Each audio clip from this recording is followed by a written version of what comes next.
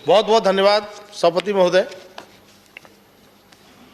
माननीय सभापति महोदय, आपने और मेरी पार्टी ने रेलवे की अनुदान मांगों पर समय दिया है, इसके लिए मैं आपका और अपनी पार्टी का बहुत बहुत आभार व्यक्त करता हूं। माननीय सभापति महोदय, सर्वप्रथम देश के यशस्वी प्रधानमंत्री आदरणीय मोदी जी, माननीय वित्त मंत्री जी और हमारे माननीय रेल मंत्री पीयूष गोयल जी का धन्यवाद ज्ञापन करता हूं कि जिन्होंने 2020-21 का बजट पेश किया है। महोदय, ये बजट इसलिए भी अत्यंत महत्वपूर्ण हो जाता है कि मोदी सरकार के दूसरे कार्यकाल का ये तीसरा बजट है और दुनिया में अन्य देशों की अपेक्षा भारत कोरोना जैसी वैश्विक बीमारी को मात देकर उसके बाद आर्थिक संकट की समस्या को देखते हुए जिस प्रकार से बजट पेश किया है, ये वास्तव में इसलिए बहुत महत्वपूर्ण बजट हो जाता है। माननीय रेल मंत्री जी ने 1 लाख करोड़ से अधिक का प्रावधान इसमें किया है। उन्होंने रेल को एक ऐसा विजन दिया है जिससे रेलवे के आधुनिक विकास में महत्वपूर्ण भागीदारी सुनिश्चित हो गई।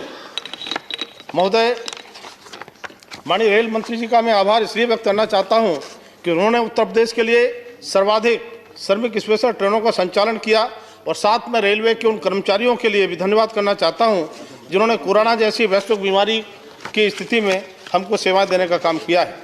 ये बजट सामाजिक आर्थिक दृष्टि से बहुत ही महत्वपूर्ण है और पिछले 5 वर्षों में खास बातों पर हम ध्यान देते हैं तो जैसे यात्री किराए में बढ़ोतरी का न होना, साफ सफाई, खान पान, हेल्पलाइन नंबर, प्लेटफार्म और स्टेशनों का पुनर्विकास शामिल है। महोदय, आपके माध्यम से मैं सदन को बताना चाहता हूं कि इस वर्ष में एक भी बड़ा रेलवे हादसा नहीं हुआ है। नहीं तो पिछले कई सालों से हम सुनने को मिलता था कि सैकड़ों लोगों की जान चली गई, सैकड़ों लोग घायल हो गए और इसलिए आज की स्थिति में ये महत्वपूर्ण बजट ये हो जाता है। माननीय मोदी की सरकार जब से आई है तब से रेलवे को बहुत ही महत्वपूर्ण बजट लगातार दिया जा रहा है। माननीय रेल मंत्रालय द्वारा लगभग 1000 रेलवे स्टेशन, 400 रेलवे भवनों पर जो सौर पैनल लगाए हैं तो हमारी सरकार का मानना है कि सन 2030 तक Bharat net zero carbon emission railway वाला दुनिया का पहला देश होगा। हमारे विपक्षी लोगों ने लॉकडाउन की स्थिति में जब कोरोना बढ़ रहा था उस समय आलोचना की थी, लेकिन वो आलोचना सही नहीं थी। उस समय रेलवे की अगर ट्रेनें चलाई जाती तो देश भर में कोरोना और ज़्यादा फैलता, लेकिन इसके बाद में भी कोरोना पीरियड में 2 करोड़ लोगों को रेलवे ने मुफ्त भोजन और पानी की बोतलों के वितरण के साथ प्रवासी मजदूरों के लिए रेलवे लगभग 4600 श्रमिक स्पेशल ट्रेनों की व्यवस्था की, तो वास्तव में रेलवे के प्रशंसनीय कार्य को दर्शाता है। हमने कोविड महामारी के दौरान भी मालवाहक ट्रेनों की गति को दोगुना करने का काम किया। कोविड से पहले की स्थिति मालगाड़ी की रफ्तार जो होती थी 22-23 किलोमीटर प्रति घंटा की होती थी, लेकिन हमारी सरकार ने इतनी बेहतर योजना बनाने का काम किया जो 22-23 की रफ्तार को 45 किलोमीटर प्रति घंटा की रफ्तार को करने का काम किया। रेलवे ने हर डिवीज़न में बिजनेस डेवलपमेंट यूनिट खोली है और कस्टमर स्कीम को सामने दृष्टिगत रखते हुए ग्राहकों के पास जाकर सामान को रेलवे द्वारा परिवहन करने की व्यवस्था की है। महोदय, किसान रेल जिस तरह से चालू करने का माननीय प्रधानमंत्री जी ने जो साहसिक निर्णय लिया, ये उनकी दूरदर्शिता किसानों के प्रति गहरा लगाव दर्शाता है। किसान रेल के माध्यम से किसान अपना दूध, फल, सब्जी इत्यादि, मछली सब खराब होने की स्थिति में होते थे, इनको उन उत्पादों को वहन होने से बेहतर बाजार उपलब्ध हो रहे हैं। आज अपने उन उत्पादों को हम कहीं भी ले जाकर के बेच सकते हैं। रेलवे ने अब तक 23 रूटों पर किसान ट्रेन सेवा को प्रचालित करने का काम किया है। जनवरी 2020 तक 34,000 टन से अधिक माल का वहन किसान रेल ने करके कुल 120 दौरे भी किए हैं।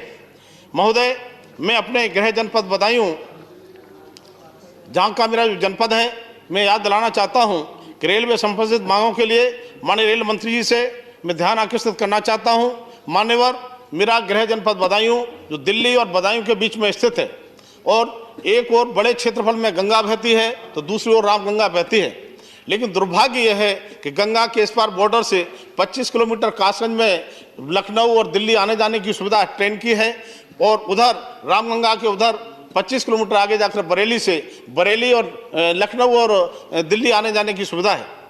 मान्यवर, मैं इसलिए और इसको इंगित करना चाहता हूँ, मुझे लगता है कि ट्रेन की बात हम सब करते हैं, ट्रेन की पटरियों की बात सब करते हैं, लेकिन ट्रेन की पटरियों को जितना मैंने जाना है, जितना मैंने ट्रेन पर की पटरियों पर चला है, आप सब ट्रेन की यात्रा ऊपर किए होंगे, लेकिन 6th क्लास से लेकर के हाई स्कूल तक की पढ़ाई जो की थी, 12 किलोमीटर ट्रेन की पटरियों पर रोजाना जाकर, ट्रेन की पटरियों पर जाकर, उन पत्थर की राहों पर जाकर के तब मैंने पढ़ाई की थी।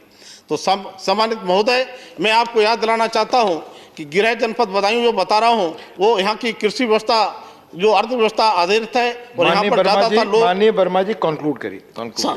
ज्यादातर लोग कामकाज के लिए दिल्ली और लखनऊ आते जाते हैं, परंतु लखनऊ दिल्ली के लिए वो सीधी ट्रेन न होने के कारण परिवहन के अन्य संसाधनों पर निर्भर होना पड़ता है। इसलिए मैं मांग करता हूं मान्यवर कि बदायूं जिले की दिल्ली से लखनऊ सीधी ट्रेन से जोड़ा जाए। यहाँ पर रेलवे ट्रैक भी है, बड़ी लाइन है, स्टेशन भी हैं। सिर्फ ट्रेनों का परिचालन नहीं होने से क्षेत्र के व्यापारी, किसान रोजगार की तलाश में जाने वाले श्रमिकों के लिए दिल्ली व लखनऊ एक तरह से दुर्बल जैसा होता है। मैं ये निवेदन के साथ बदायूं की जनता को रेल के माध्यम से दिल्ली व लखनऊ से सीधे जोड़ने का मैं निवेदन करने आया हूं। तो दिल्ली वाया बदायूं होते हुए लखनऊ को सीधी ट्रेन चलाने के निवेदन के साथ विचार किया जाए। माननीय सावंत महोदय, आपके माध्यम से मैं सरकार से आग्रह करूंगा, उक्त मांग को प्राथमिकता के आधार पर पूरा किए जाने के साथ इसको सहयोग प्रदान करने का कोशिश करें। साथ ही पुनः इस रेल बजट पर आपका इसका समर्थन करता हूं। माननीय सभापति जी, आपने मुझे इतने महत्वपूर्ण विषय पर बोलने का अवसर दिया, इसके लिए मैं आपका बहुत बहुत आभारी हूं। धन्यवाद।